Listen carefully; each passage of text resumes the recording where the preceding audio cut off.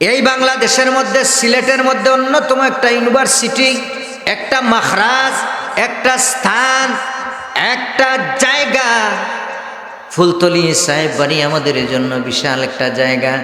ফুলতলি সাহেব বাড়িতে আপনি যখন যাবেন দেখবেন অন্ধ, আতুর, লোলা, ফকির, মিসকিন, এতিম, অসহায়, বিধবা,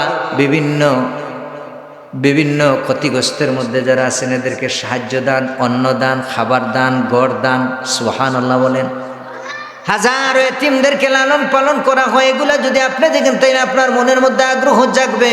বহু মানুষ টাকা পয়সাওয়ালা, কোটি কোটি লক্ষ টাকার মালিক আছে, সেও পারে না, কারণ আল্লাহ পাক তাকে মন দেয় নাই, আল্লাহ রাব্বুল আলামিন তাকে এর জন্য কবুল করে নাই, ঠিক কিনা?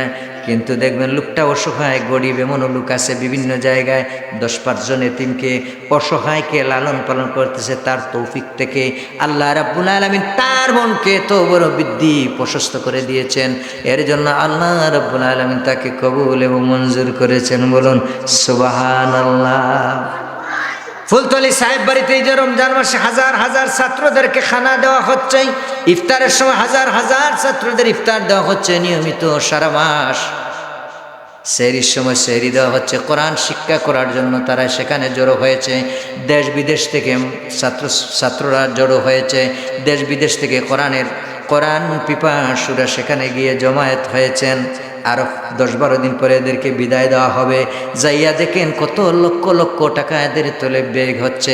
এর জন্য ফুলতলি সাহেব কিবলা যখন জেলে ছিলেন, সাহেবজাদা সেখানে যাইয়া বললেন যে আমরা কিভাবে দারুল কেরাত চালাবো। দারুল কেরাত তো মনে হয় বন্ধ হয়ে যাবে। আজকে যে দেশ বিদেশে প্রত্যন্ত অঞ্চলে গড়ে গড়ে দারুল কেরাত, দেখেন কি ফসল, কত বড় বিশাল নিয়ামত।